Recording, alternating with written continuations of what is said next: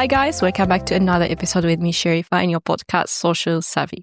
Today's episode is about procrastination, a word that we have heard many times and we've replaced with being lazy because we do not want to look at it the way it is scientifically mentioned. But if we are being honest, we do not like to procrastinate. We do know that there is something we should be doing. However, we ignore. So the deadline is near. The dishes are packing up. The important task is just sitting there looking at you, judging you from the corner of your brain. And yet we scroll through the reels on Instagram. We have a snack. We do everything. Literally, we can go on a call with our friends for 2 hours, but not do the things that we are supposed to do. But why? Have you ever asked, why are we lazy, undisciplined, just a mess that we cannot get our life together? That's not even close. Let's look at procrastination with more curiosity and, of course, with way less shame to understand it and find the root of it and to help protect ourselves from such behavior. I've had many talks with my friends and people that I know.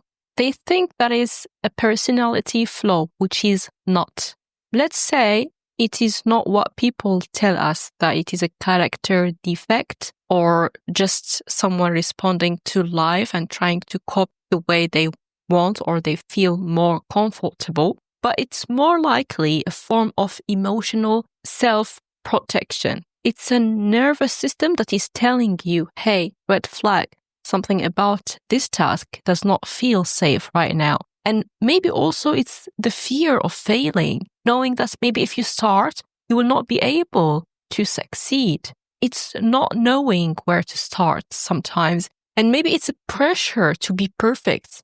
Some perfectionists do not want to start something until every single step is calculated and thought upon.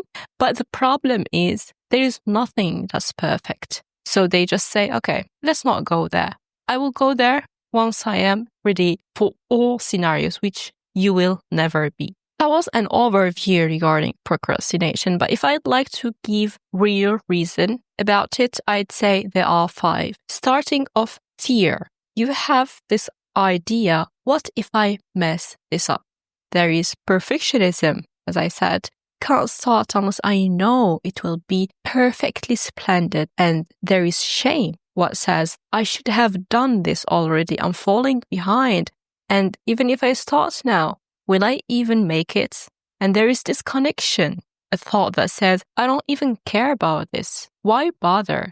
In this case, to be specific, your mind disconnects with the task, does not give it any value, even if it has. And lately, a lot of people have been disconnecting from their big goals just because they are not confident, quite low esteem that they have, which makes them feel more coping and their self-mechanism putting them in the disconnection part to make them feel that they are not doing anything wrong. And lastly, it is the burnout. Your thoughts saying, I'm so mentally exhausted. Can't do this. I just can't do it. This kind of burnout can come from a lot of things. Some people who suffer with ADHD and OCD, they are very perfectionists and they have a lot of thoughts going into their mind. When they start something, they go to another and another and another, and then they find themselves mentally exhausted. So, Sharifa, let's say that I've already known the reason. In my case, can be perfectionism. What should I do next? How can I fix that? Firstly, you should stop self-criticism. Then you will name what you're avoiding and why out loud. Even if you fear saying that, please try ask yourself, what about this feels very heavy to me and hard? Am I afraid of something regarding this topic or this task? Is it something I want to do or I just feel I have to? For example, one day I had this kind of feeling about something that I should do, but I was just procrastinating. And at some point, I needed to fix this, right? Because I either give this to the person that needs it, or I say, no, I'm not going to do that. So I sat down with myself and I said, like, why does it feel unsafe for me to start doing this job or this task? I figured out mentally I wasn't ready to do it. I just took it because I had to, and it was like a favor I should have given. So I had only two solutions with myself. I said, okay, should I make like a tiny plan to fix this, or should I honestly talk with the person and say I cannot do it? But in case if it's studies, for example, I'd say you are afraid, but you have to start. You have to say, I have exams, that's why I'm studying. That's why I'm afraid to start studying even. And you need to make a plan that is not about the exam. It's about your future.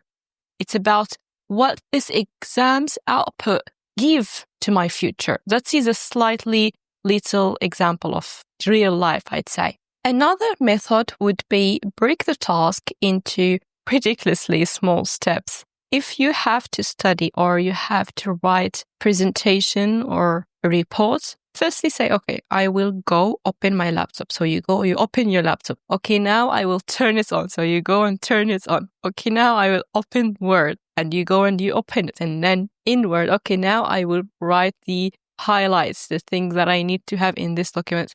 So you are making it step by step. Your mind is ignoring the fact that this is a big thing you have to submit. Another method I do personally is discipline, commitment. I make something every single day. It's very small, but I make it every single day and mostly the same time of each day. It's not perfect. It is in fact imperfect. It is slow, but I see the progress in long term. If you are able to give the permission to yourself to have less pressure, but more commitment and discipline in anything in your life, any field, then you can see the progress in less time than you can procrastinate it. Believe me. Just say, this is hard for me, but I'm still allowed to try. I will fail most probably, but I will try. Anyways, if I fail today, I will try again tomorrow. If I fail tomorrow, I will try the day after it. And lastly, you must reset your nervous system. Whenever you feel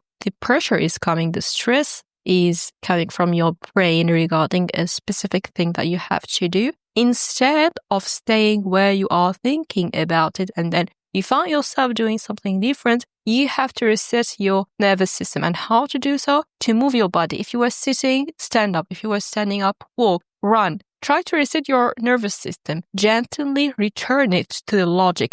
Because if your body is in a state of stress, you won't be able to think logically and your productivity will go all the way down. And from my point of view, I'd say procrastination is a signal, not a sentence. It's not being lazy. It's being overwhelmed, scared, tired, or needing a break. And sometimes it's saying the things that I am avoiding actually matters to me. That's why it feels so heavy, because you don't stress out about things that don't matter to you, that you do not even care about.